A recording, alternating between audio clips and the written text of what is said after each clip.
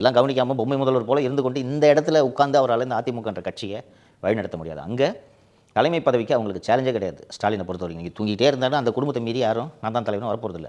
இங்கே நீங்கள் கொஞ்சம் அசந்திங்கன்னா தலைமை பதவிக்கு 4-5 பேர் ரெடியாக இருப்பாங்க. அவங்க ஒரு வேளை ரெடியாக இல்லைனாலும் பிஜேபியோ நீ தலைவர் போய் கேளியா நானும் தலைவர்னு ரெடி பண்ணுறதுக்கு பிஜேபி அங்கே காத்து கொண்டிருக்கிறது. அப்போது இவர் இது போல் காம்ப்ளசண்ட்டாகவோ பொம்மை தலைவராகவோ இருப்பதற்கு இவருக்கு ஆப்ஷன் கிடையாது. இவர் 24 மணி நேரமும் விழிப்போடு இருந்தே தீர வேண்டிய நெருக்கடியில் அவர் இருக்கிறார். அதனால் எல்லாத்தையும் அட்ரஸ் பண்ணார். இப்போ நாம இன்றைக்கி சொன்னோம், நீங்கள் ஊடகங்கள் வந்துருச்சா? ஸோ இவர் இப்போ இது ஒரு எடப்பாடிக்கு தெரியுமா?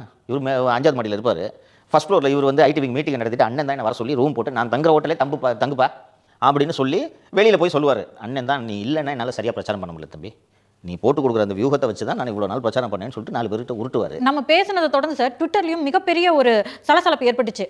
அதிமுக ஐடி சரியாக ஒர்க் பண்ணல அப்படின்னு சொன்னாங்க.